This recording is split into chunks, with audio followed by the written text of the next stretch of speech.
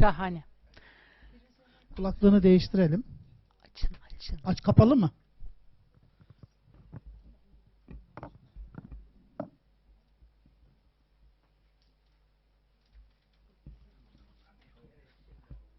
Şimdi kapalıymış. Tekrardan bir özet tercüme yaparsan. Can you hear me now? Yes? No? Yes. Okay, he said he welcomed you and it is a very big opportunity to have you here. And now he is going to show the little video that he took with you last year in the self-psychology conference. You can see behind you.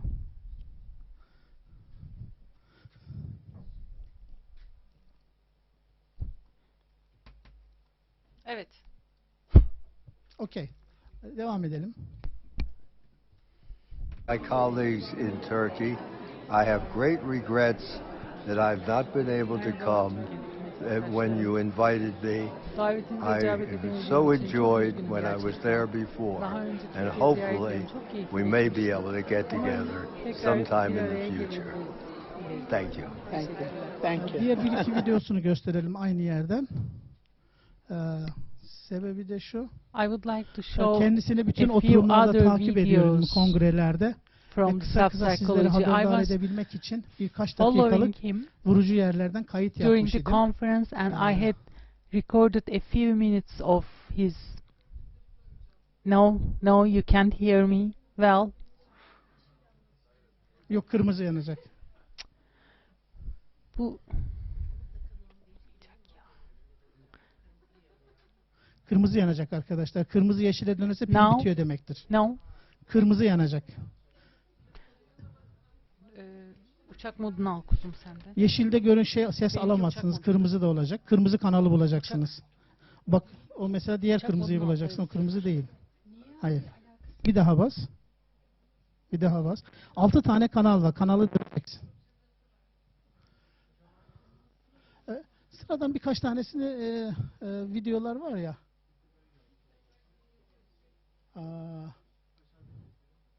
Yok şuradan birisini göster mesela. Evet.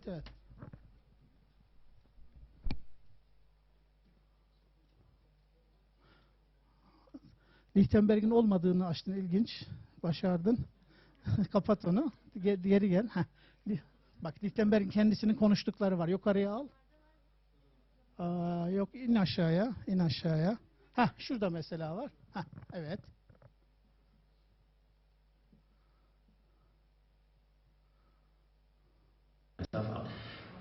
There has been a debate whether shame and guilt are the same or different. And in the German language and in my mind, we distinguish between guilt, having done something wrong, and shame, having been wrong.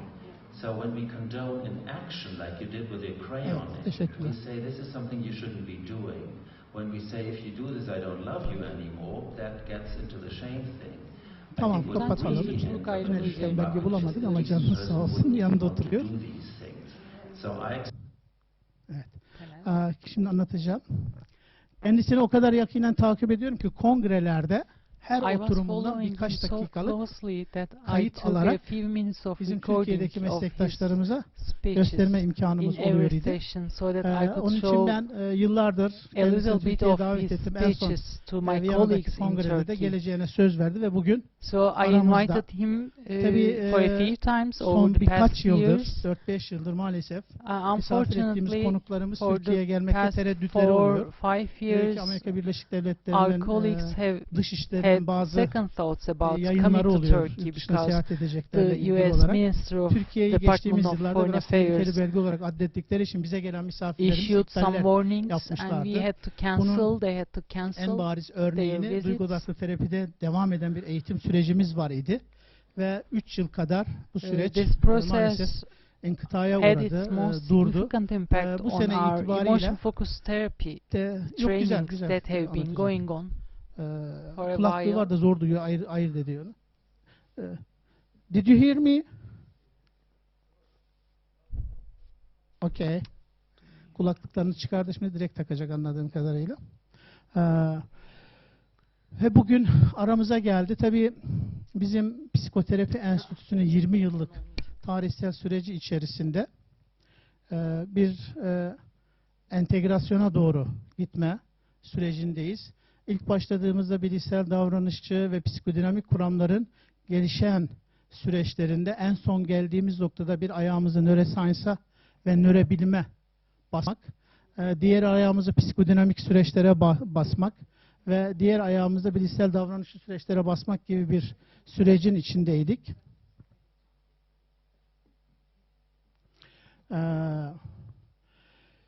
Bu süreçlerde yıllar önce 5 güdülenme sistemini tanımlayarak bebeğin doğduktan sonraki beyin örgütlenme sisteminin güdülenmelere ait temel yapısını ortaya çıkarmıştı. Bu beşli sistem yıllar içerisinde 7'li güdülenme sistemine doğru dönüştü ve bununla ilgili bir terapötik kuram geliştirdi. Lichtenberg üçlü bir ekip olarak görüyorum ben kongrelerde de aynı şekilde. Frank Lachmann, Fosseggi ve kendisi bu güdülenme sistemini, öznelerarası alanı, ilişkisel psikanalizin yeni versiyonunu bizim önümüze getiren değerli bir kuramcı. Bizim açımızdan enstitünün eğitim müfredatı açısından bu 4 yıl süren psikoterapi eğitimi süreci içerisinde temel olarak anlatmaya çalıştığımız, son kertede ulaşmaya çalıştığımız şey güdülenme sistemlerini kursiyerlerimize öğretmek. Bütün bugüne kadar gelmiş olan tarihsel süreç içerisindeki psikoterapötik kavramları ve kuramları güdülenme sistemi içerisinde tanımlanan süreç içerisindeki motivational sistem bizim için çok önemli olduğu için olabildiğince en temel kitaplarını ve kaynaklarını bugüne kadar tercüme etme imkanımız oldu. Burada da enstitümüzün yayınları arasında biliyorsunuz şu anda epeyce bir yayınımız, 300'e yakın yayınımız oldu. En son yazdığı kitap Kendiliğin Canlanması kitabıydı. Geçen sene kongrede konuşmuş idik. Dedim şu anda kitabınız tercüme edildi, inşallah yayınlanacak. Türkiye'ye geldiğinizde size takdim ederim dedim. Kapağını göstermiştim. Bir yemekle beraber oturmuştuk.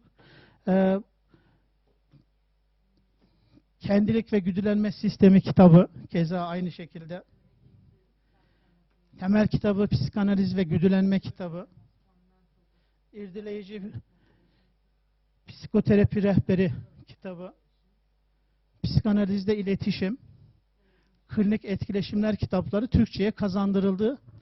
İmkanımız oldukça hocanın tüm kitaplarını hem tarihsel süreçteki gelişimini izlemek hem de ulaşmış olduğu son noktaya varmak için tercüme ettirmeye çalışacağım.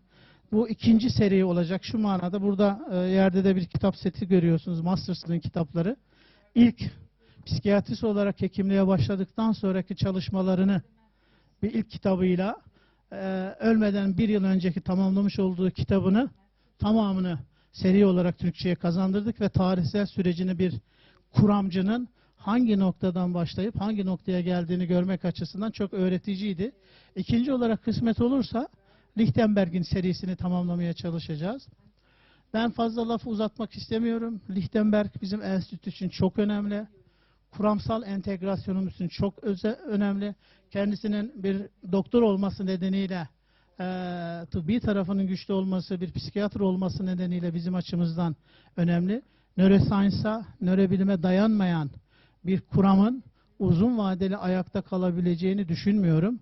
O nedenle de enstitünün en temel ayaklarından bir tanesinin nörobilime ve neuroscience'a dayanan kuramsal yapılarla yolumuza devam etmek şeklinde olacaktı. 3 gün boyunca bize güzel bir ziyafet verecek. Dinleyeceğiz, sorularımız olacak, karşılıklı etkileşimlerimiz olacak. Kendisine tekrardan eşi ve kendisine Türkiye'ye geldiği için, bizleri onurlandırdığı için çok çok teşekkür ediyorum, saygılarımı arz ediyorum.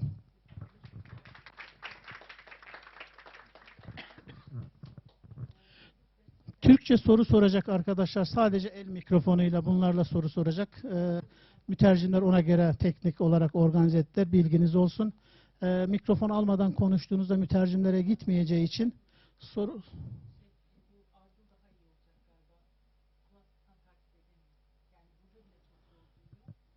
Zaten kendisi konuşacağı için Türkçe soru soracak arkadaşlar. Sadece el mikrofonuyla bunlarla soru soracak. Mütercimler ona göre teknik olarak organize ettiler. Bilginiz olsun. Mikrofon almadan konuştuğunuzda mütercimlere gitmeyeceği için soru...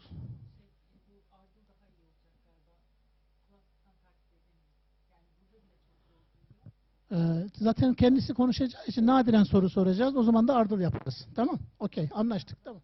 Okey. Teşekkürler.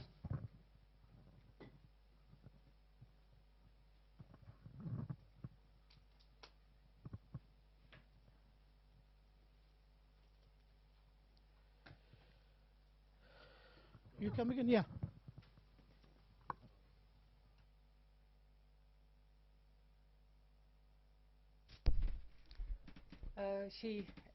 Headset kapalı.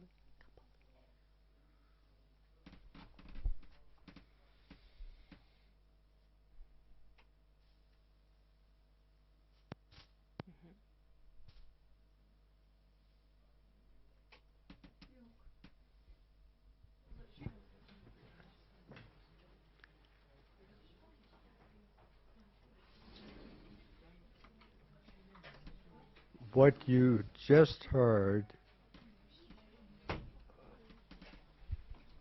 was that no theory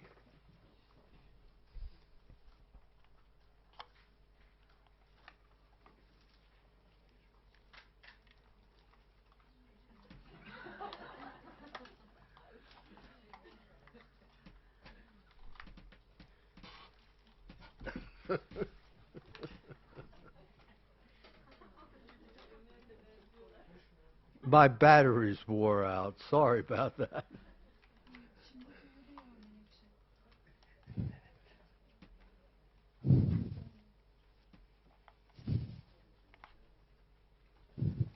What you just heard was that no theory that would not be based on science would be useful. That would not be based on science would be useful to us. I totally agree. Tahir Hoca'nın dediği And gibi bilimeye dayanmayan hiçbir if I have teorinin bize bir faydası yok. theory Sahte olur. That ve ben kesinlikle katılıyorum buna. I find science something that invalidates it, I would drop it. Having said that, I want to make another statement. Ama bunu söyledikten sonra I don't başka bir şey believe daha var.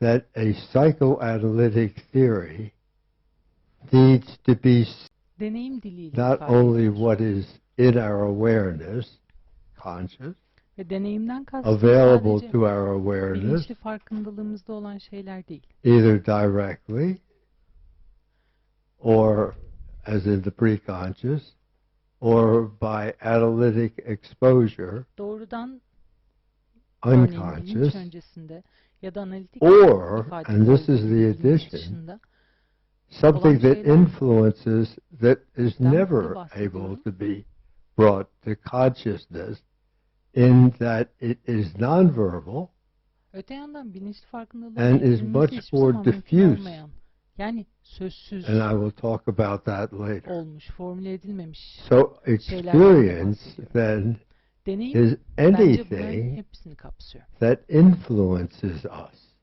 Deneyim bizi etkileyen Means we're her being şeydir bence. experienced by it. Our experience is changing by virtue of that influence. Deneyim bizi Whether it etkiler is verbal, non-verbal, ve deneyimin in bizi awareness, etkilemesi yaşadığımız out of deneyimi awareness, değiştirir. Karşılıklı or birbirini not etkileyen bir süreçtir. formulated, or even bilinçli not farkındalıkta olabilecek değişim, formulatable bilinç öncesinde, in bilinç dışında, conscious hatta terms. sözsüz düzeyde. So I will get formüle back to that. edilmemiş I bir just düzeyde wanted to olabilir. follow up on the initial comments with that statement. Now, I'm going to start off presenting, before I do that, Başlangıç olarak bunları bir söylemek I istedim. have a number of things to tell you Benim burada that I'm size thinking about and anlatmak istediğim working birkaç on, şey var. and that I'm very excited about.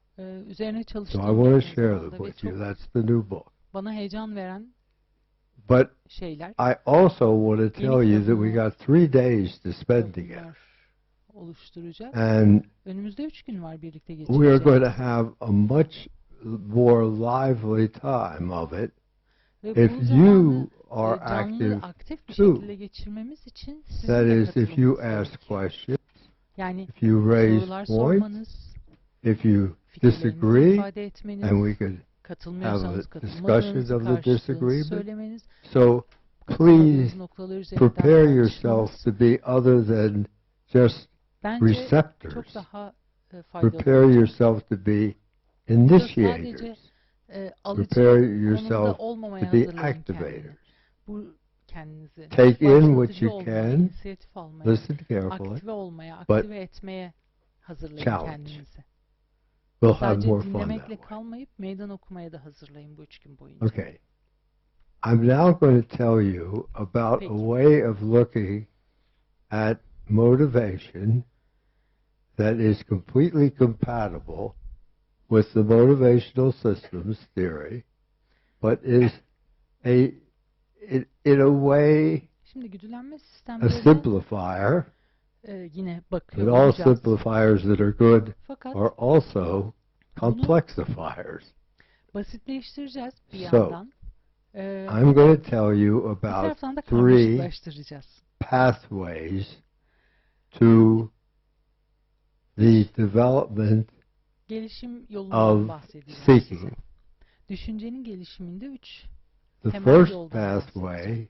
İlk yol is the development of seeking for human relatedness insanla and ilişki kurma intimacy.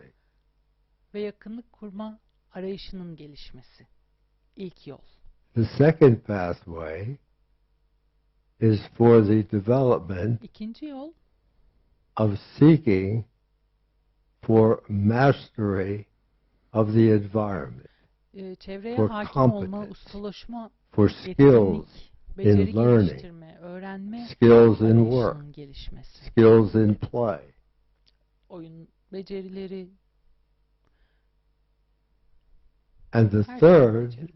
is the pathway for a healthy body, Üçüncüsü for de physiological regulation, bedensel sağlık ve fizyolojik and for a good düzenleme. mind-body gelişmesi. connection, Zihin beden so that when the body arasındaki has a bağlantının message sağlıklı to tell, olması, the mind picks it up and says, bedenin bir "Uh-oh, mesaj something's up." verdiği durumda zihnin bunu alabilmesi, Or when the doğru mind says, yorumlayabilmesi yahut zihnin even though I don't feel it, I probably bir ought şey to söylediği drink some durumda, water, because I mesela could very well be zihnin, thirsty. It's very hot out. hissetmiyorum şu anda ama So all of that susuz olmalıyım. Yani bedenim bana represents bir sinyal how we vermiyor ama susuz live olmam gerektiğini in düşünüyorum. our Çünkü çok bodies sıcak ve and su with içiyorum. our bodies. Ya da bedenimden gelen sinyalleri So I'll dinliyorum. say it Susuz olduğumu again. fark ediyorum ve içiyorum. 3 different Şimdi burada pathways. 3 farklı yoldan One, bahsediyoruz. for the development of seeking human relatedness İlki and insanlarla intimacy. başka bir insanla ilişki One, ve yakınlık for kurma mastery arayışının of the gelişmesi. environment, İkincisi çevreye competence and hakim olma, skill. yetkinlik geliştirme. and one arayışı. for a healthy Üçüncüsü human, de for a healthy body, sağlıklı bir and beden zihin bağlantısı good ways kurma, of living with our body. fiziksel regülasyon. All right. Now, having said that, Şimdi bu 3 yolu ifade ettikten sonra just think about it for a moment like this. bir düşünelim. Autism Otizm. means that the first of those pathways doesn't occur. Otizmde bu yollardan ilk Instead of the baby looking at the hiç meydana mother gelmiyor. to form a human relatedness, Onun the yerine baby bebek looks anneye away bakıyor from the mother's face. The mother's ama face gözlerini is kaçırıyor. is Annenin upsetting. gözüne bakamıyor. Not Annenin sought gözü ona for connection, rahatlık değil, endişe veriyor. avoided because it's upsetting, Yani bağlanma arayışı yok. Birinci overstimulating, yol dediğimiz şey. puzzling. aşırı uyarıcı geliyor annenin yüzü, kafa karıştırıcı So the geliyor. preparation that normal babies have Normal is not bebeğin there. içinde Or gelen in some weird olduğu way şeyler goes away. bir şekilde onun içinde yok. At any Ya da rate, kayboluyor. but the other two pathways, Fakat diğer iki autistic yol, kids can be magnificent at Lego, at putting together little son puzzles, derece gelişmiş. at Çocuklar memorizing the Lego whole traffic system in a city. Legolarla oynama konusunda Their harikadırlar capacities mesela. for mastery of the environment, Yani for skills, beceri ve is very much çevreye there. hakim Sometimes it's olma even more there. kabiliyetleri And the reason it's inanılmaz even more gelişmiştir. there is it's a refuge. It's not only an interest, which would be the motivational Bu sanki bir system sığınak for the gibidir aslında, bu exploration ikinci yolun bu kadar of gelişmesi. and preferences. It's a refuge. İlgi When the autistic tercih kid is edilmeyecek, involved ondan çok daha with güçlü. the Oraya whatever, sığınırlar. the computer, İkinci yola, the yani they're yetkinlik totally in geliştirmeye there. sığınırlar. And they're Bir şeyle so uğraştıklarında mesela shut autistik çocuklar off from ne all kadar the other things that bother them. So they're very upper skilled gömülürler, ne kadar people dalarlar in the kendilerini area kaybederler. of their skills. %100 o uğraştıkları şeyle uğraşırlar. Ve diğer çocuklar mesela So you onları can rahatsız ettiğinde have çok rahatsız olurlar. very minimal human relatedness or very Yani disturbed human relatedness, insanlarla no ilişki, intimacy, yakınlık kurma and have konusunda a very high development çok düşük düzeyde in ya the da pathway hiç for the gelişmemiş, development fakat of mastering skills. yetkinlik ve Bodies hakim could be olma as healthy as any other body, person's çok body. çok gelişmiş. Beden sağlığı All right, so herkes gibi. if you look at somebody who has a major bodily disturbance, Mesela bedensel like olarak büyük hasar görmüş, yani I'm bedeninde trying to sıkıntı olan remember, birine I think his name is baktığınızda Tolving, the David Tolving'di galiba adı. brilliant man, the guy with the shakes and who's in a wheelchair and a completely disrupted physical being, has perfectly capable of having human Tekerlekli relatedness sandalyede and yaşıyor. perfectly capable İnsan of ilişkisi kurma having konusunda intimacy gayet with people.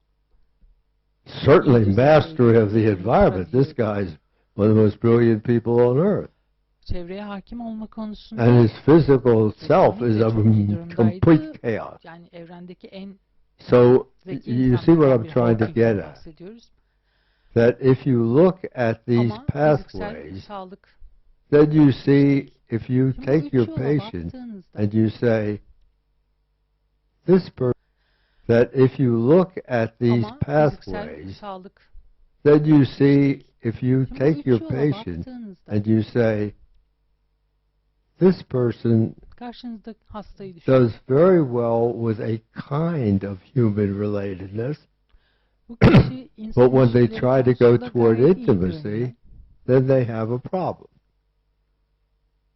Now, that may then affect learning, or they may gravitate toward a teacher who they don't have to have a relatedness with, but who they can learn from, Yakınlık who konusunda sorun doesn't yaşıyor. invite relatedness, Bunun but just mesela invites öğrenme learning. sürecinde So you have all belki de these little variants şahsi within this temas, grouping. insani ilişki kurmadan sadece öğrenme sürecine daha meyilli bir öğretmenle So başarılı olmak now daha if you mümkün say, belki.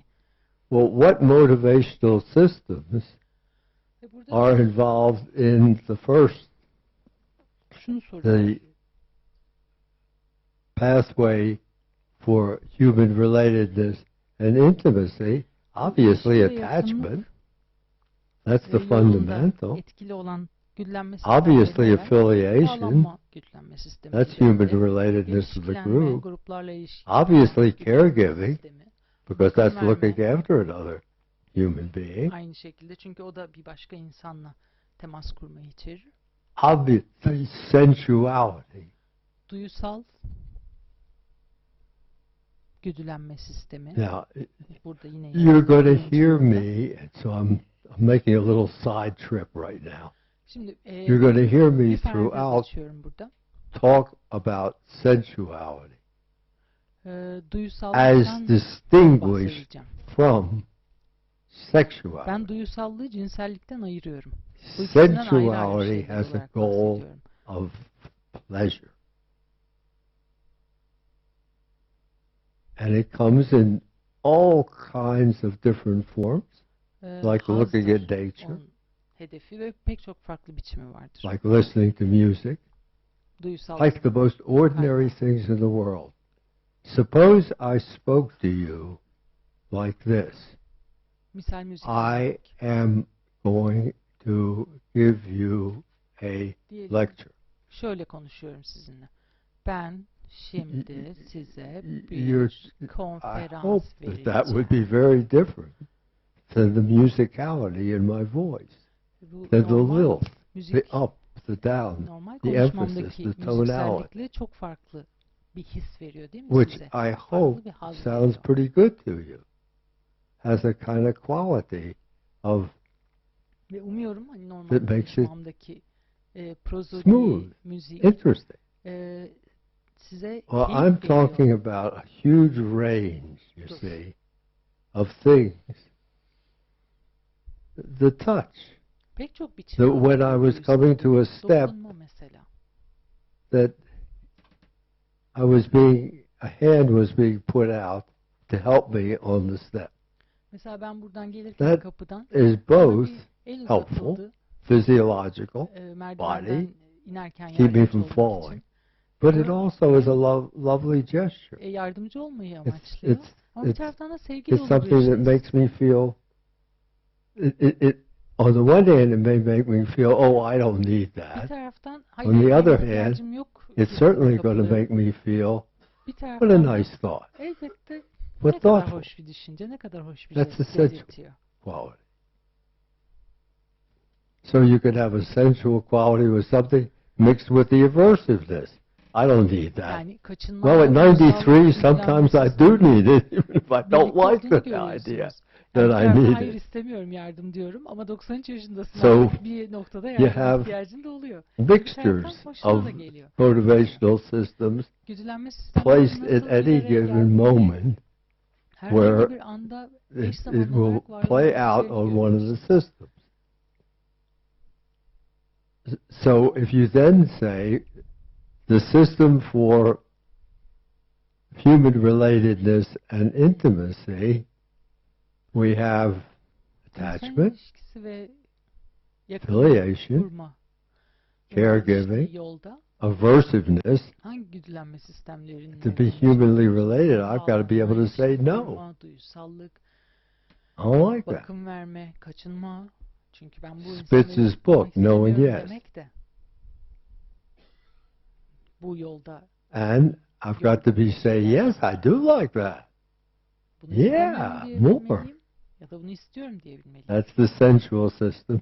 And if I want real intimacy across, if I want real intimacy, then I'm going to want it more as the hormones sing their song. I'm going to want orgastic intimacy with some people, but another kind of intimacy with other people. So the sensual, sexual system would come into the first pathway. Duysal güdülenme sisteminin And what about the second pathway? Peki. Well, the second pathway would be the mastery of the environment, the skills to learn, the skills to work, the skills to play and have fun with others.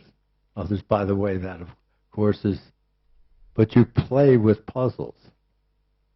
Any painter who doesn't have a puzzle paints a very boring something. The puzzle is, how can I bring this out?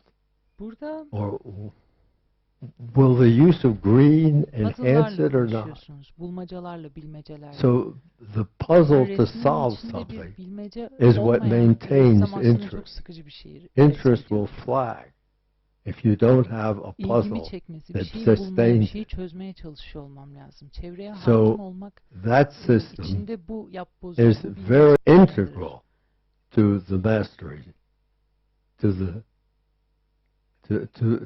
the learning and Öğrenme mastery sürecinin hakim and the olma, building hakimiyet of geliştirme, confidence. yetkinlik geliştirme sürecinin Then you also temelinde have to bu know yatar.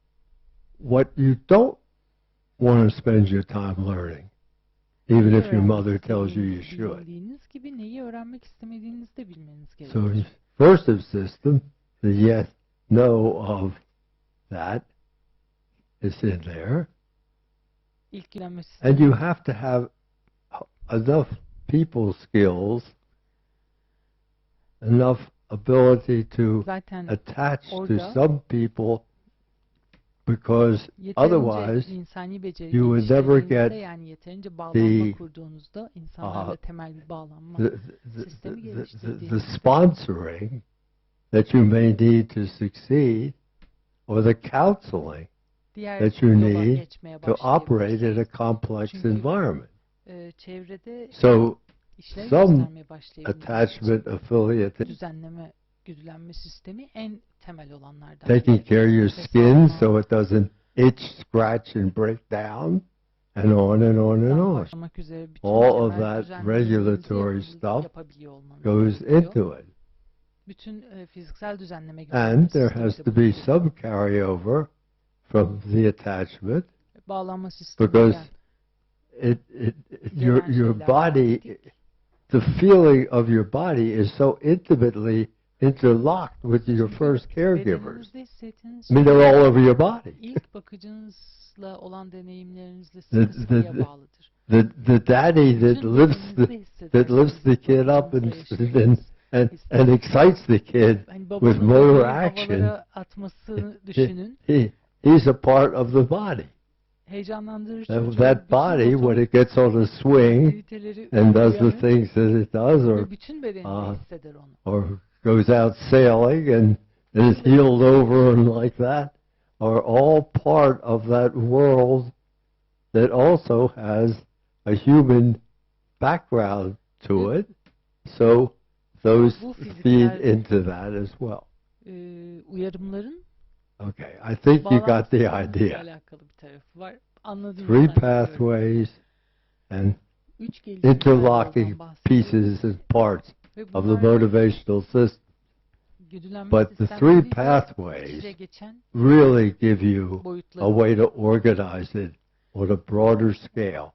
And there are three Güdülenme pathways sistemleri bunlarda eş that are zamanlı, centered karmaşık, birbirinin in yerine lived geçen experience. şekillerde yer almakla birlikte bu üç temel yol I'll stop for a moment daha before I derli do toplu the bir next şekilde piece to see görebilmenizi if sağlıyor. anybody wants to raise a question. Burada bir durup sorusu olan var mı diye bakmak istiyorum. Bir şey söylemek isteyen, soru sormak isteyen var mı?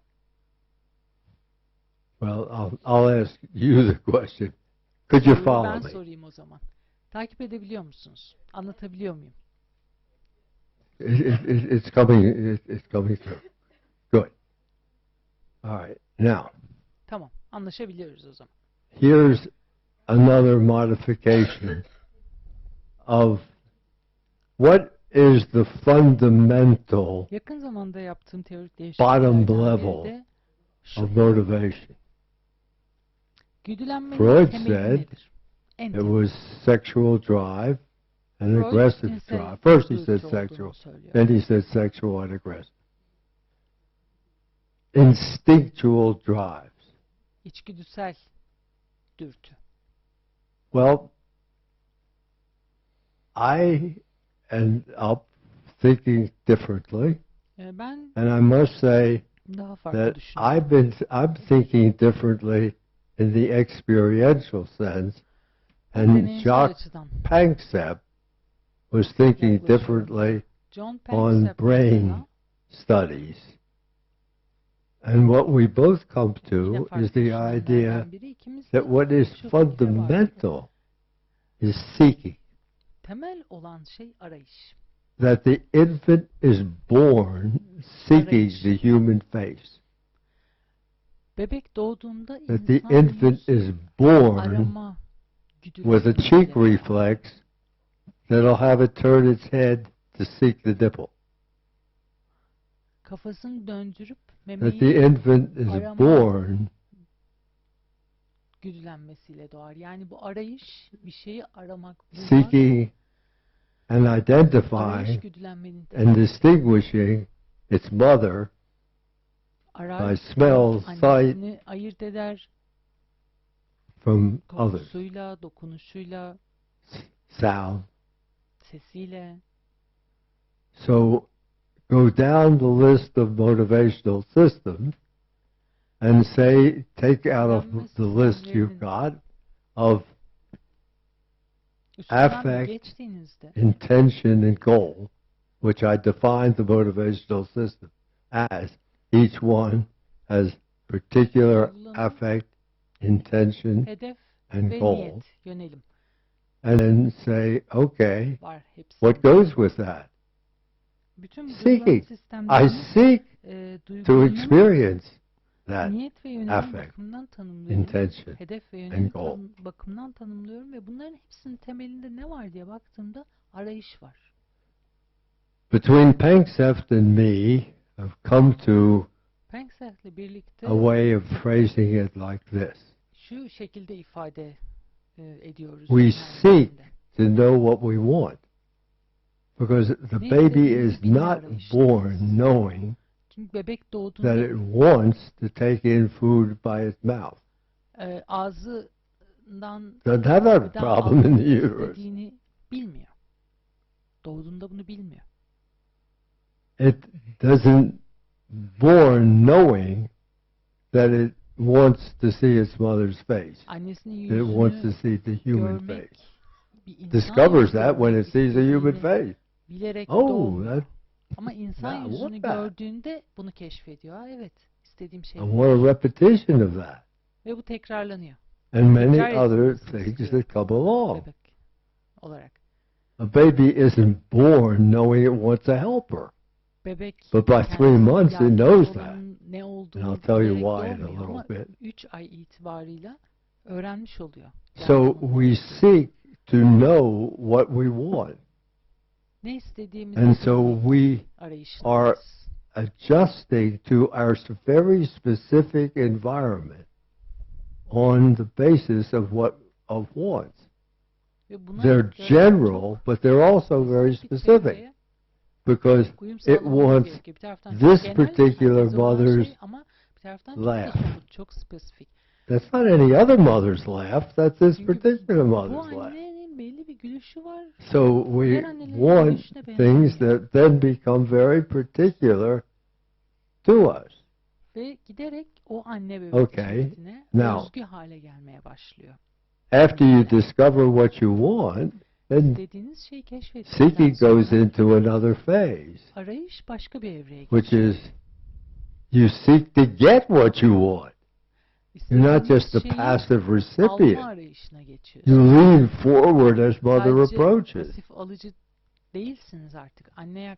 You open your mouth as something is coming toward it. You say, yeah, I want it. And if there's an obstacle, you want to push the obstacle away and get what you want. So, seeking is to get what you want and get rid of whatever impedes you from getting it. And then seeking takes on a somewhat different, as we get older and verbal and cognitive, we seek to reflect on the meaning of our seeking and of what we want. So we start it becomes meaningful. Anlam I vermeye like that başlıyoruz. color. I think I look well in it. Benim So şu kıyafet we, hoşuma gidiyor. Bence ben bunun içinde iyi görünüyorum. I want to take this course in school because it really grabs Şu me dersi almak istiyorum. Çok much ilginç. more than this other one. So I choose my classes that way. Derslerimi böyle seçiyorum. I reflect on what I like, what it means to me, and I make my choices. Ne bana anlamlı geliyor, bunların So üzerine that's another seçimlerimi yapıyorum. at level of seeking. Arayışın And farklı düzeylerinden another bahsederken bu bir of düzey seeking mesela.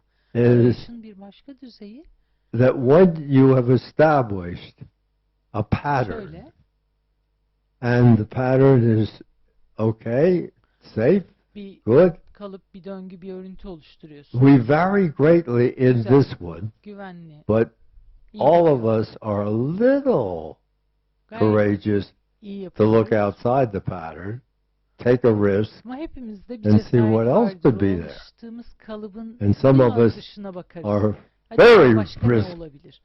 Bazı insanlar çok cesaret taken with, and in çok adolescence risk alırlar. you have O the alışılmış increased kalıpların risk taking dışına over çıkarlar. what it was Ergenlerin before mesela adolescence. ergenlik With öncesine the göre parents risk alma all in davranışı a çok big yükselir. stew about the risk taken by their adolescence. Anne babaların So, hep şikayet ettiği you şeydir. seek Ergenlikte risk alma for the davranışını edge of tavan risk. yapması. What's at the edge of what I do? Yaptığım şeyin Can sınırı I- ne? If Bunu if, görme arayışındayım. if I feel like I can swim a half mile, what if I strain myself, pull a little harder?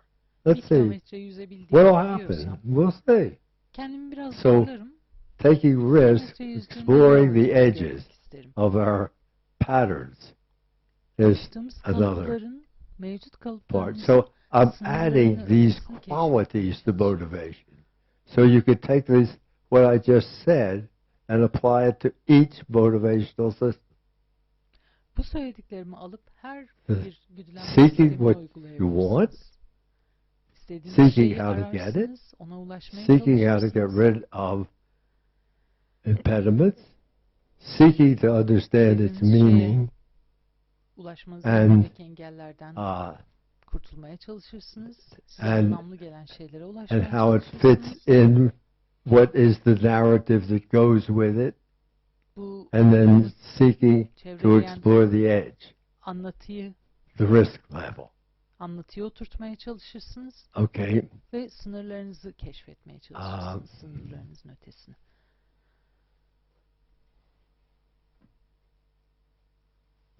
So that what I'm now saying throughout all that is that Şimdi bütün bunlarda everything I've said in the past about motivational söylemek systems, istediğim şey şu: stand. güdülenme sistemleriyle ilgili söylediğim her şey this is halen just geçerli. another way of Güdülenme positioning it for understanding, for başka bir şekilde expanding anlama, the daha way to derinlemesine utilize anlamak it. için farklı bir şekilde And konumlandırmak şu anda I think yaptığım it's a şey. very interesting way of considering. Ben bu And I bakış think açısını, bu what perspektifi is güdülenme sistemlerine dair çok ilginç what time buluyorum. are we supposed to stop? Ne zamana kadar vaktimiz var biliyor musunuz?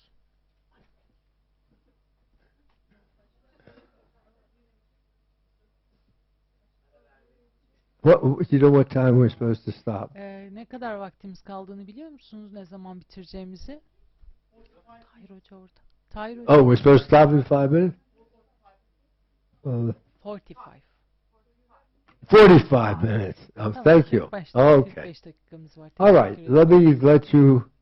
I'll tell you what. I really think it would be a good idea to stop for a few minutes, Ben de stand birkaç up, dakika bir duralım. and just sort of give yourself a little chance to absorb all that before I just rattle on. Ben bunları gevelemeye devam etmeden önce bir şu konuştuklarımı, anlattıklarımı bir düşünün. Şöyle bir enerjinizi değiştirin. Bir rahatlayın. Bir düşünelim bakalım. Bir düşünün neler anlattığımı, şimdiye kadar anlattıklarımı.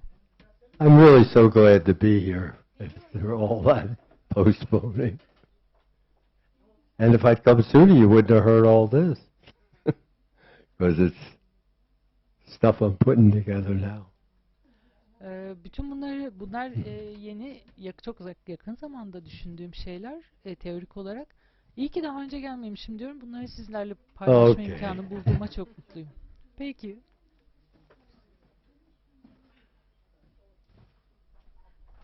So, anyone have a thought, a question, or? Hiç aklına gelen bir şey var mı kimsenin? Düşündüğünüz, söylemek istediğiniz, sormak istediğiniz, itiraz etmek istediğiniz bir şey var mı? Or I'll go on and make the devam edebilirim. Next point for today. Bugün ifade etmek istediğim ikinci noktaya geliyoruz. Oh, I know what I kept it in my head, kept being bugged by. I just wanted to give you the program, but we have to stick to it more or less. Normally we do an hour and a half of lessons, and then we have a half an hour break. Yes. Except lunch. For lunch we have Yes. an hour and a half. But if you want to stop earlier, it's not a problem. Okay. Okay, all right. Thank you. Oh, remember I mentioned. Arkadaşlar program biliyorsunuz 1,5 saat geç başladı. Öğle arası da ona göre 1,5 saat geç olacak. Akşam 1,5 saat geç mezun olacağız. Yani hep elinizdeki programı ona göre yaparsınız. Yemeği ona göre ayarlarsınız. Çok sıkışanlar karşıdan bisküvit alsın diyorsun. Teşekkürler.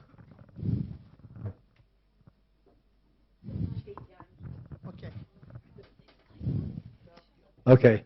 Remember I mentioned that by 3 months a baby distinguishes between a helper and a hinderer.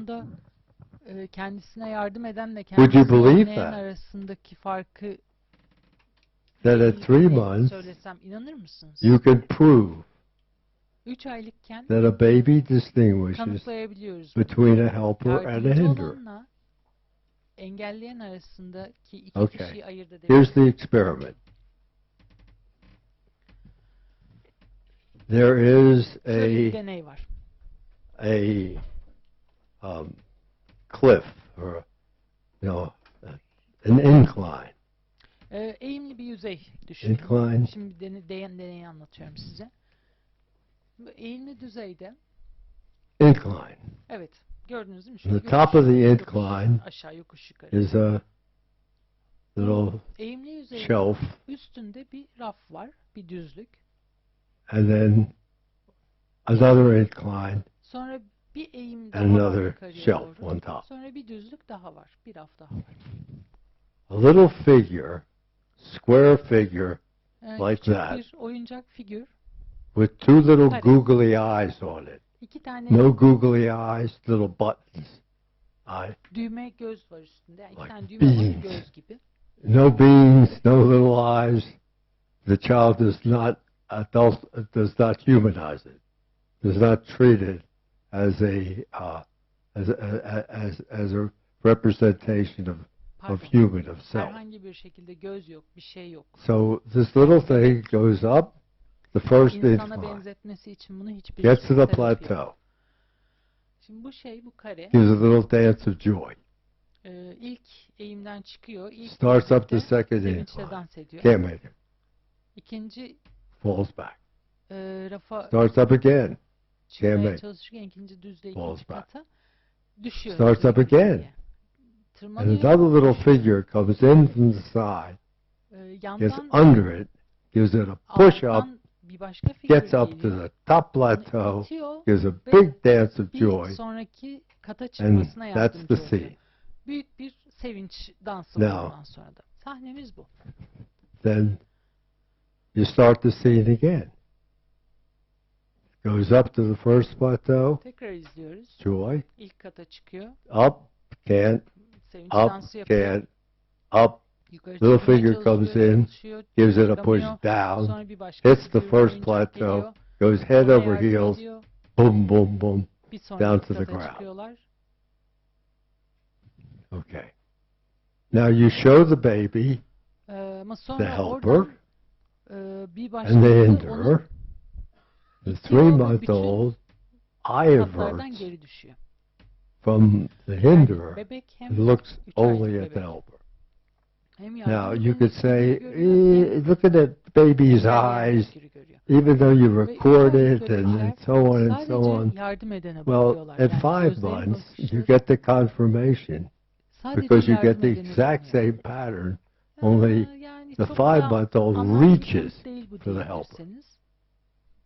5 So you aylıkken get a kanıtı pretty da good geliyor. confirmation 5 that aylık is bebekler yardım edene favoring doğru elini to uzatıyorlar. and one seeks the helper. Yardım Seeks it visually, edeni seeks it tactily. arıyorlar. Görsel olarak, ardından dokunsal olarak At 8 ona months, doğru yöneliyor. that's too simple. 8 aylık 8-month-old gayet will basit. bite. So you have a box with a rattle in it, and a froggy who wants the rattle, Çıngırak olan and bir an kutu var. elephant that can either flip the box open with its trunk so the froggy can get the Fil rattle, var bu sefer sahnede. or Fil ya put the trunk on top, hold the thing down, and the froggy can't get in. So you have the same helper, hinderer kapağı açar, response. çıngırağı alır, It changes at 14 months, üstüne basar, because at 14 çıngırağı months, alamaz. the toddler, no 14 longer infant yaşında toddler, yeni yürümeye başlayan çocuğun reaches değişiyor. for the hinderer to punish it. 14 Now you have yaşında laws of engelleyene you yönelik hinder, you get punished. cezalandırmak için. Yani artık Okay. sadece yardımcı That's olana all I think I think it's fascinating. But engelleyen the main thing I wanted to say is, harika bir could you, deney bu. if someone asked you, do you think a 3-month-old can watch a scene, absorb the meaning of it, Yani 3 aylık bir bebek watch it another sahneyi scene, anlayıp onun absorb the meaning of it, hold the two separate, içselleştirip, draw kavrayıp, a bir başka conclusion sahneyi about the izleyip, characters onu in da the scene, içselleştirip, bu iki sahnedeki and have it be karakterler meaningful emotionally to the duygusal olarak child's anlamlı bir ayrım very yapabilir. being. That's pretty darn impressive. Kesinlikle. All that baloney about undifferentiated states Çok etkileyici and bir şey bu. and whatever, it just goes out the window. The experience of children, of verily infants, is very much richer Küçük than we bebeklerin ever thought. deneyimleri, And this experiment, I yaşantıları think, bizim is really düşündüğümüzden çok one of daha the zengin. juiciest ones for thinking about early life. Now, Yaşamın the erken yıllarında theorists who bu did şekilde this düşünmeye başladı. wanted to talk about built-in ethics. I'm very skeptical about that. Yerleşik What I etik think is built in kurallardan is experience. olabilir. Ben buna çok I katılıyorum. think that Bence the yerleşik olan infant şey seeking help deneyim. and the infant not wanting, being aversive to hindering is over and over and over again. Minor or major way. We meet up with someone who is immediately the Birçok helper, böyle deneyim oluyor. or we get to where we say we could wait a little. If we're in the grocery store, we wait till the other person gets served. But if it takes too long, after a while, they're a hinderer. Yani So I mean, this phenomenology is a phenomenology of life. bir süre beklersiniz. Starts that early, Siz de sonuçta and there's çıkmak that istiyorsunuz, much oradan para differentiation. ama artık o bekleme süresi çok uzun sürer. So, Önünüzdeki kişi artık engelleyene dönüşür. What we can say is Yardımcı olana değil. that each of the pathways develops at a different rate Bu toward gelişim yollarının toward the her biri farklı capacities, hızlarda, farklı but seeking kapasitelerde is değişir. there across the board Ama from her the beginning. birinde en baştan beri arayış her That's zaman where I am vardır. now. Şu anda bunu düşünüyorum. Teorik olarak geldiğim nokta burası. Arayışın önemi Okay, ve I merkezi temel I nokta. think I will not burden you at the moment with any more, but Şu anda next size daha time fazla teorik we yükleme will take yapmayacağım up ama the distinguish the difference between linear and non-linear doğrusal experience, deneyimle doğrusal olmayan which is deneyim really arasındaki very ayrımı da important. konuşabiliriz sonra. And then further, Bu da çok önemli. where we go toward my attempt to do something I don't find in the literature, which is to talk about the origin of what we call disposition. And I asked if that word, if there's a correlate in Turkish for disposition. But what I mean is the way we say, oh, Sally has such a lovely disposition. She's so friendly. Or Tom is always grumpy. Or Sarah is so shy. It's so hard to get her to move out of that shyness. Those are what in the English word would be their dispositions, their sensibilities, their sort of generalized pattern. And we're going to talk about that. Okay, we could stop early. Let's stop. Okay. Bunlardan bahsedeceğiz. Erken bitirebiliyorsak bitirebiliriz bence. Enough to absorb. Şu anda bu kadar yeterli. Tamam? Yes. Oh, yes. So, anybody want to ask? Evet. Şahsen uzatalım.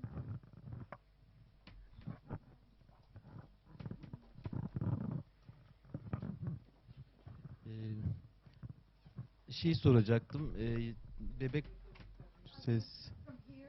Thank you.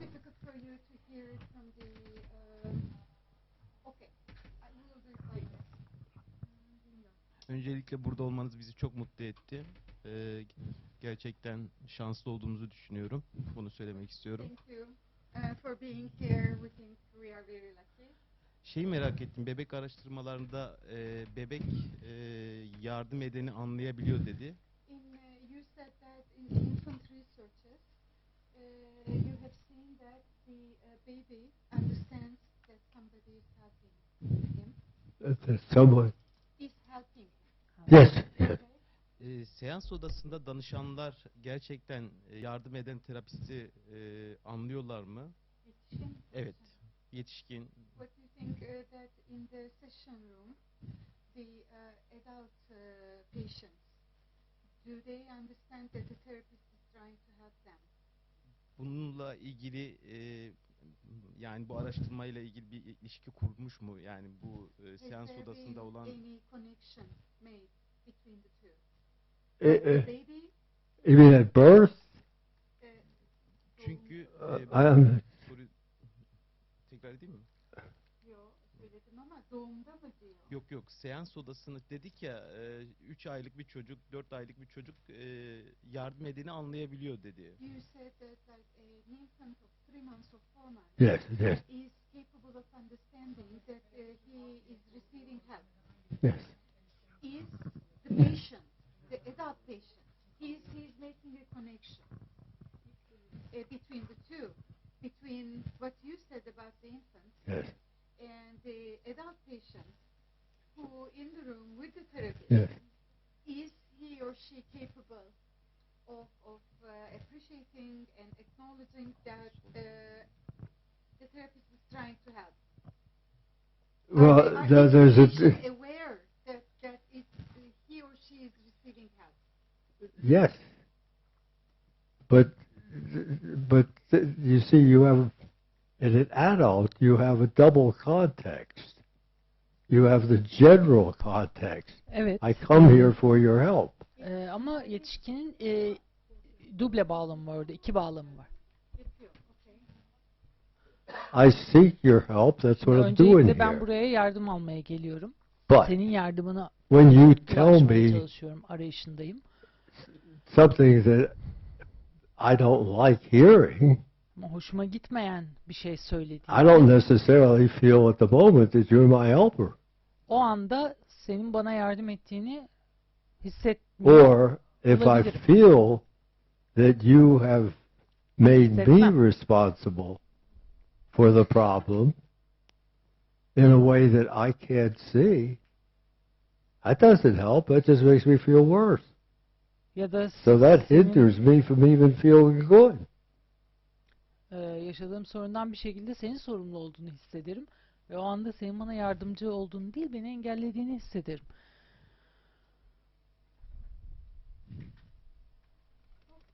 Okay.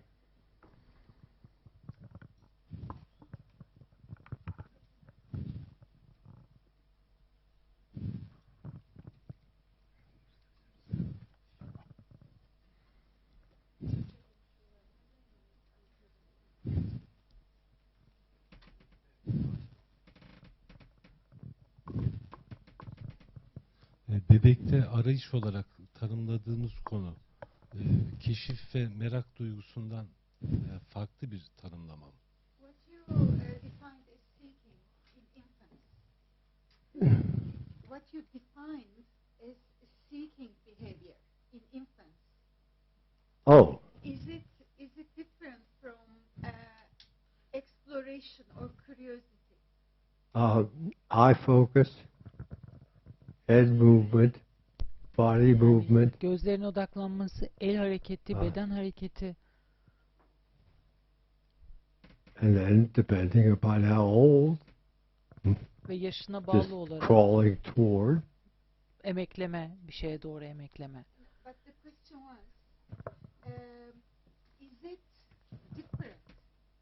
Do you differentiate it from exploration and curiosity? No.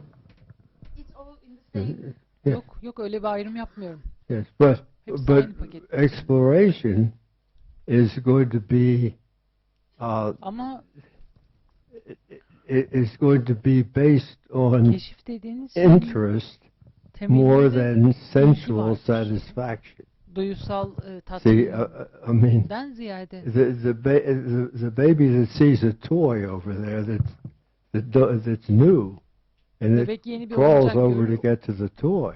oyuncağı almaya Is doğru gider, interested. That's what ilgilenir, gets them ilgisini çeker. to seek it.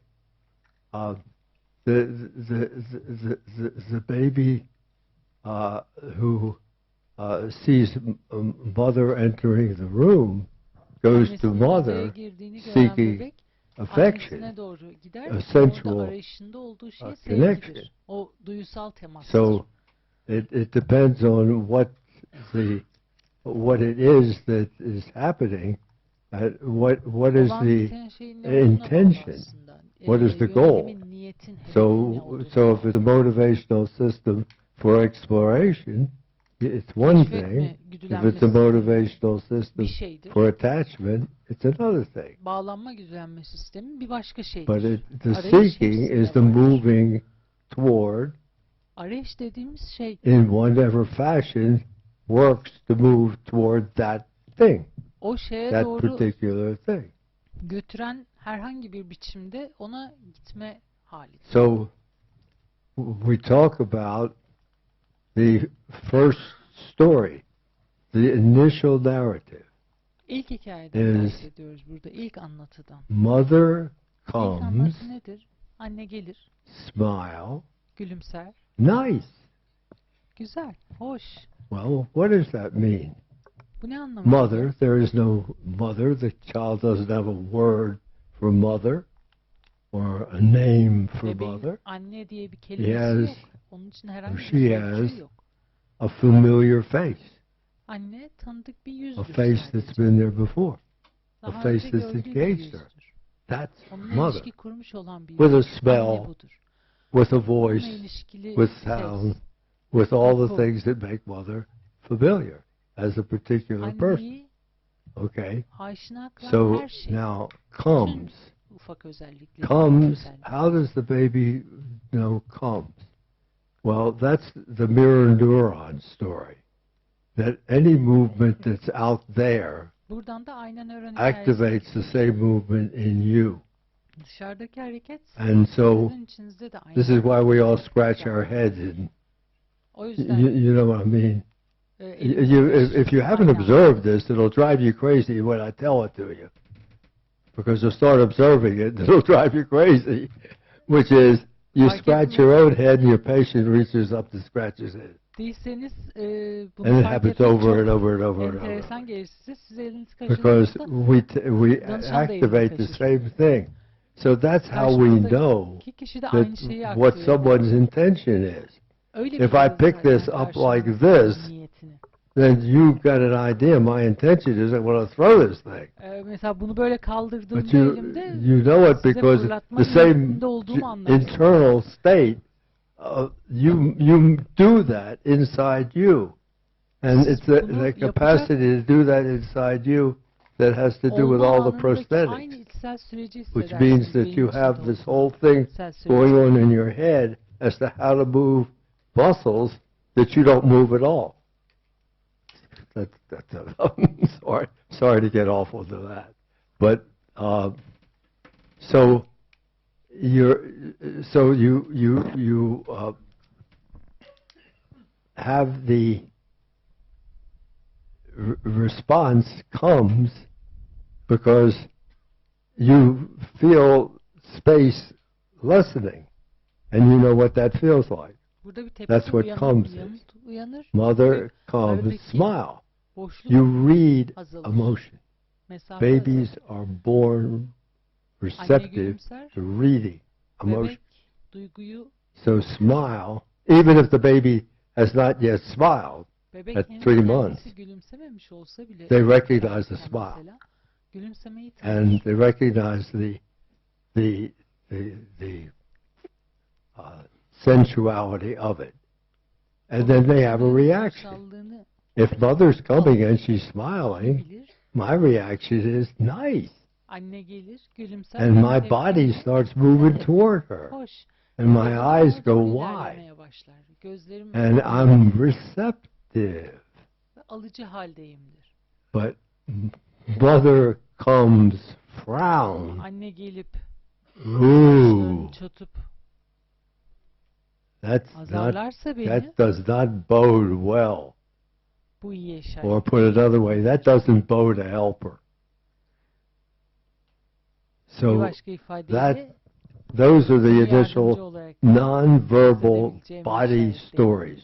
They're stories in body activity. Bedensel deposunda bütün bu deneyimler birikir. Ben de bir şey sormak istiyorum. Öncelikle varlığınız bizi mutlu etti. Bunu paylaşmak isterim tekrardan. Şimdi hep bebek doğdu. 3 aydan sonraki anneyle ilişkiyi konuştuk burada.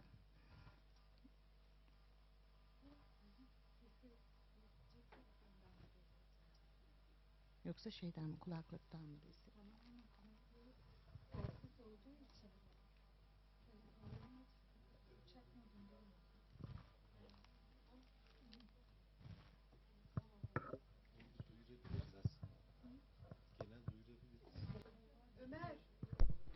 Cep telefonlarınızda herkesin uçak modunu almasını çok rica ediyoruz. Parazit geliyor sık sık.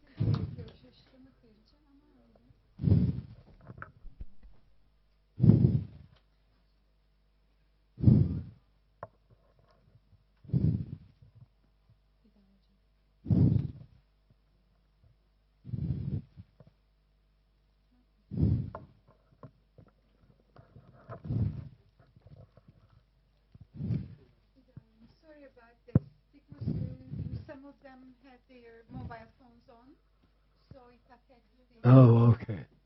signal. Ne diyor?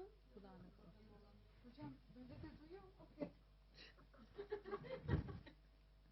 They say this will be better. We'll communicate better. Okay. I'm here, okay? Yeah. All right. Bir daha alalım. Şimdi hep şeyi konuştuk. Bebek doğuyor. Doğduktan sonraki 3 aylık süre zarfında anneyle tanışması, annenin ona bakışı, sesi. Peki doğduğu andaki bebeğin anneyi keşfetme anı. Doğum anı. Yes.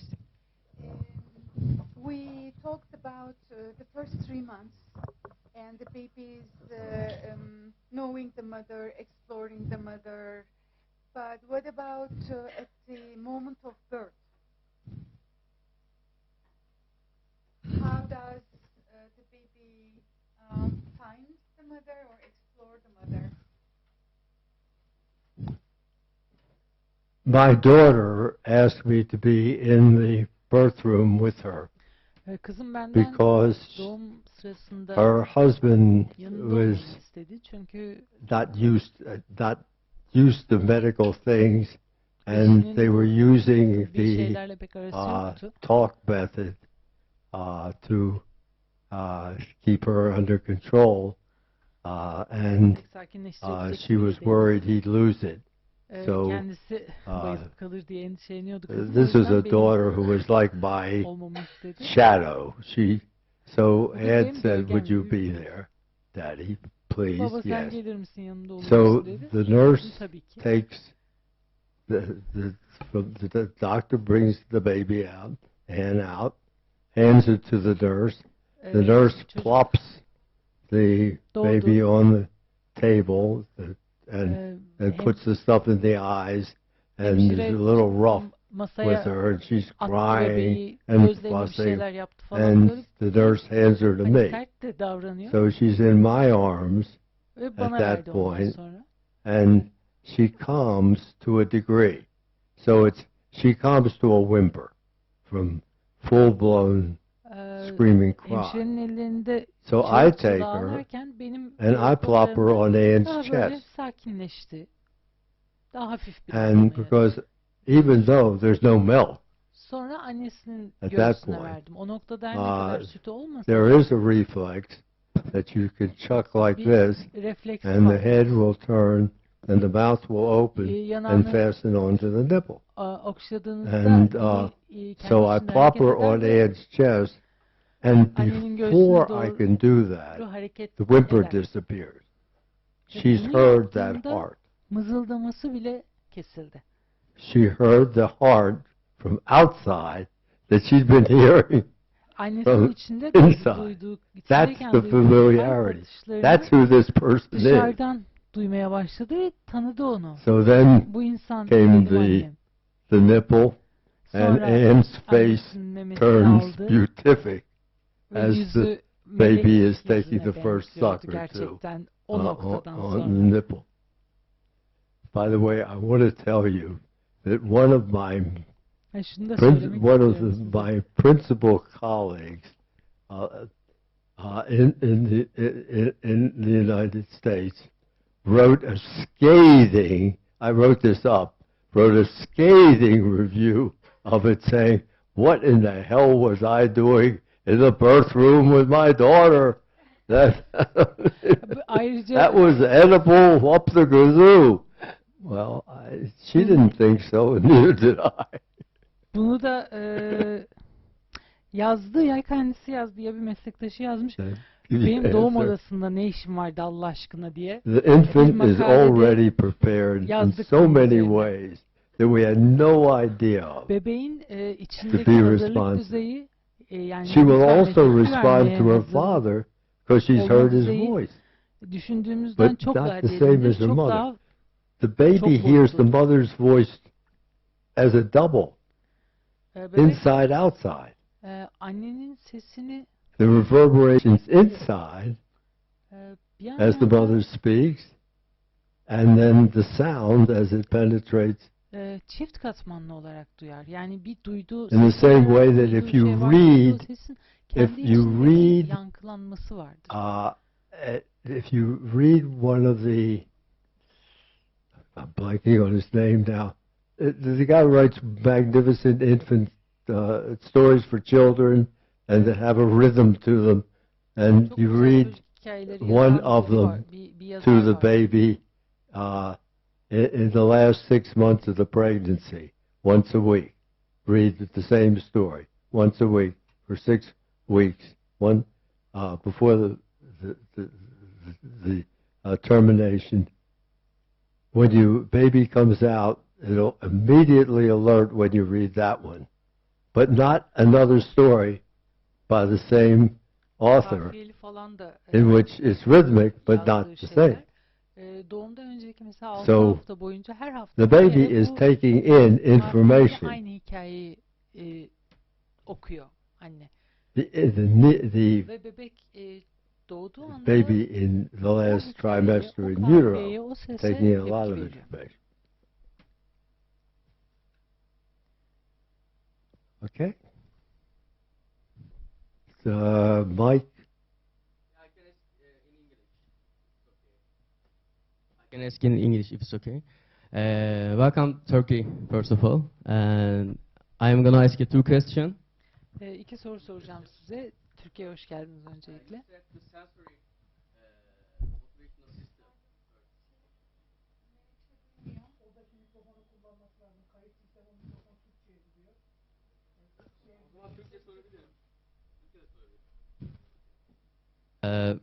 En başta şeyden bahsetmiştiniz, duysal sistemden bahsettiniz. Duysal sistemin aynı zamanda cinsel motivasyon sisteminden farklı olduğundan bahsettiniz.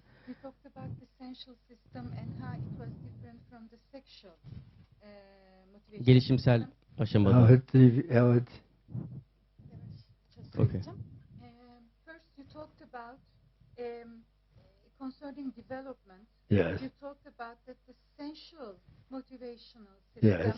was different from the sexual motivational Yes. system. Bu seksüel cinsellik motivasyon sistemi ilerleyen yaşlarda bebeğin yani kognitif gelişimini tamamladıktan sonra gelişen bir süreçte mi başlıyor yoksa kognitif süreçle beraber yani bebeğin hangi yaş aralığında bu sürece geçiş sağlanıyor? Cinsel motivasyon. Aynen. Yani cinsel motivasyon sistemi ne zaman devreye giriyor? The sexual motivation system, when does it become active? After the brain, is it after the brain has completed its cognitive development, or? I can't answer that honestly. Okay. I would say very early. Ben Okay. Because the baby moves in utero, the baby moves away from something noxious. Söyleyebilirim ama. In other words, something that feels not good. It moves, it huddles into the uterus.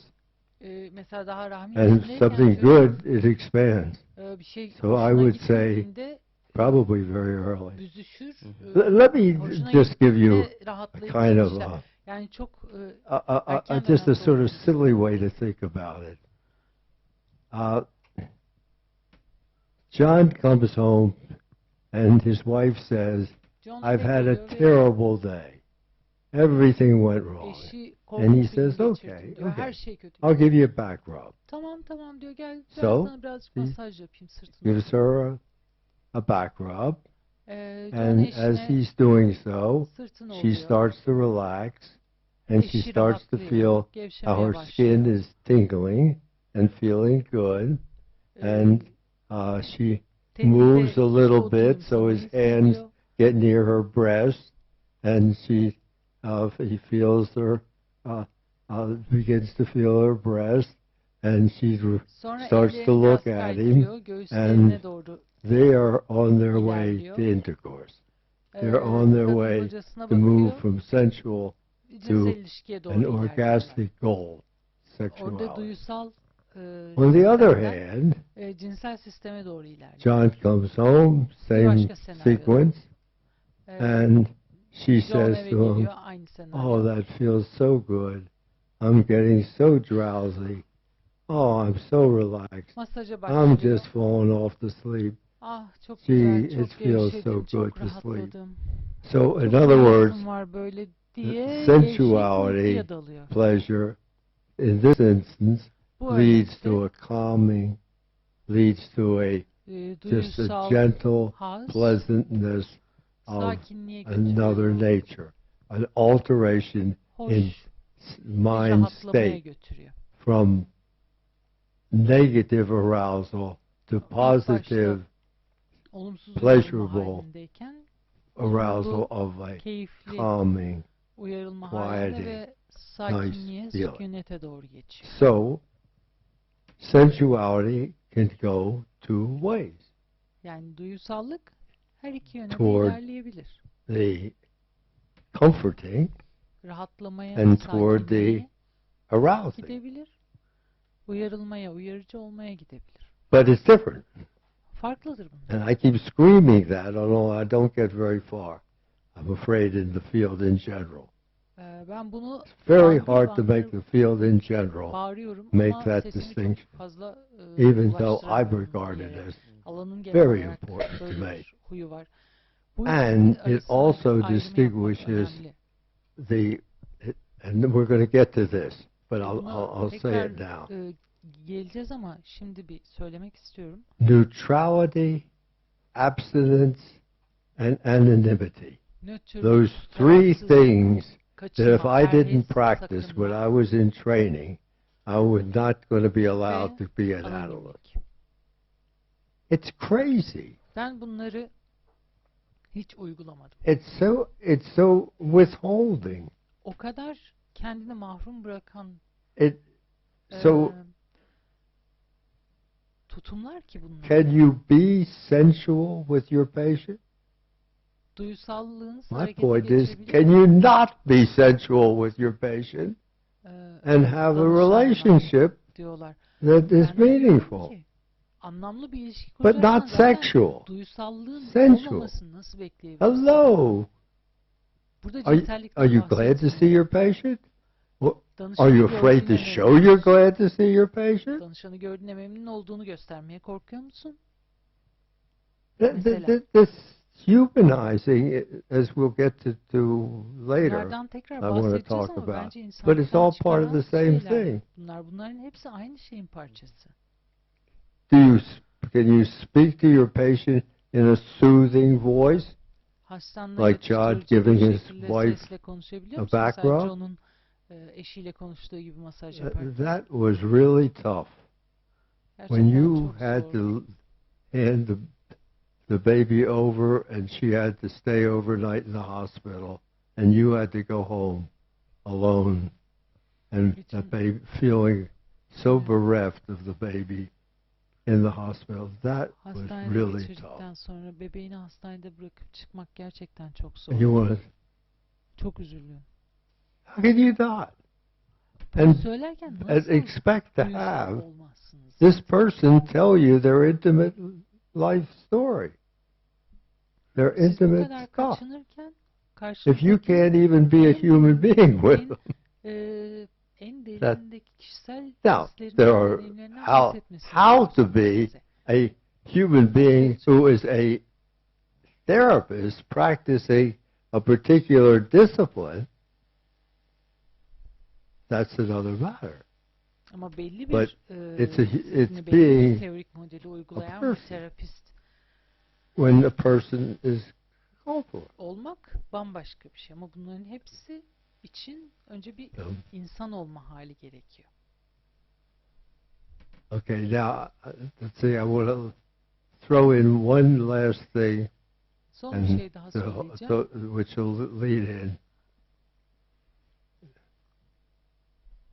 The goal of the first pathway, the pathway for human relatedness and intimacy, is affection. İlişkisi ve yakınlığı. Burada hedef, the goal of the second pathway, ikinci gelişim yolunun hedefi, mastery of the environment, skills, learning, work, play, is power. Güçtür. Şu yetkinlik kazanma arayışının hedefi güçtür. Able, powerful, capable. Yapabilir, yetkin, güçlü hissediyorum kendimi. Bunu hedefliyorum.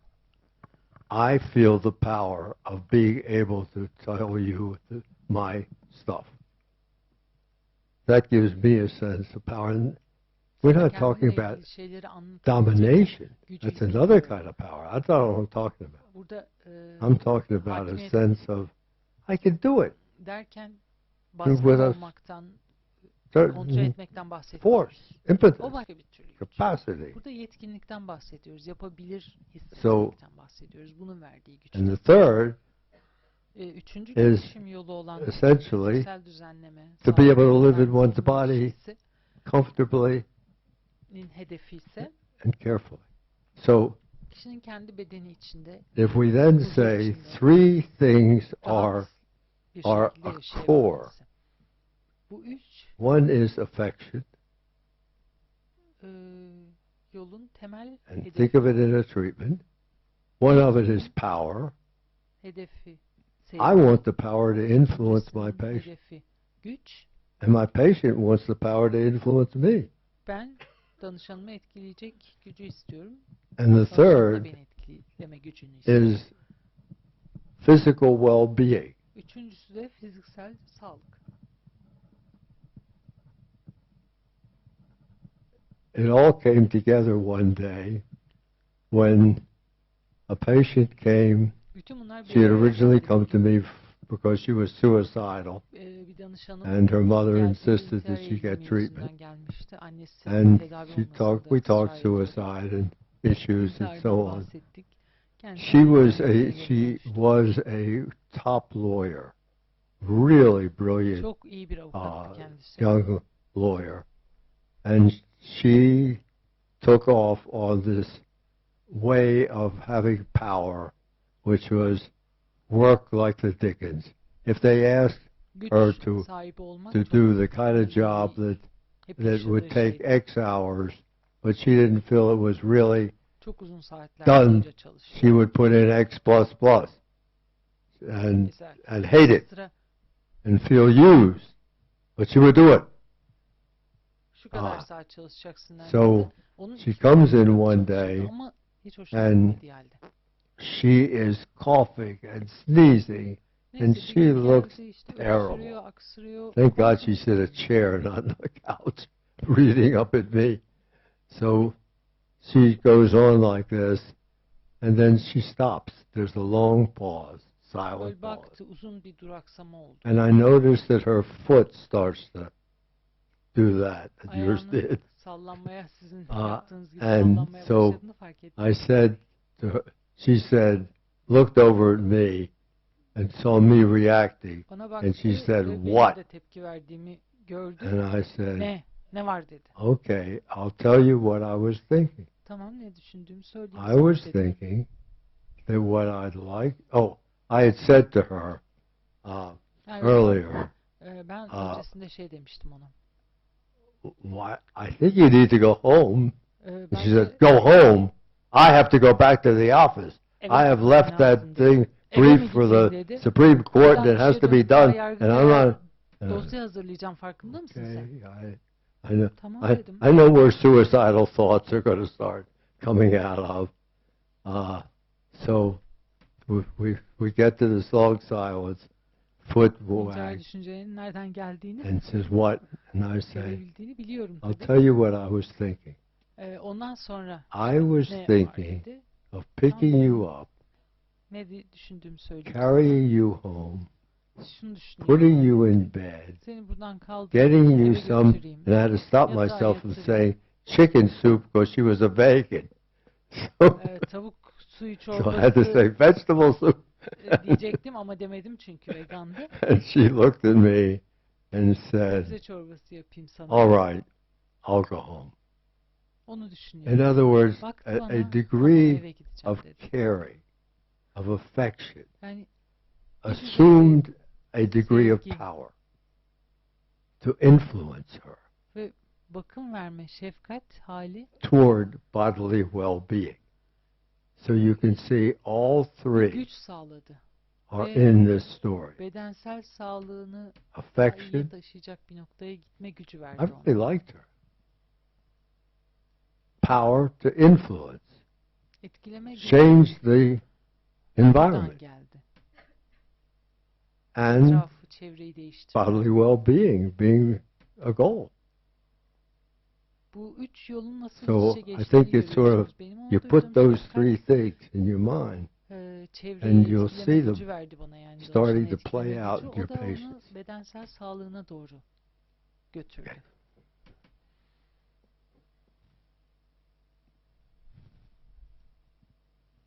Okay, anyone else? Başka sorusu olan, söylemek istediği bir şey olan var mı?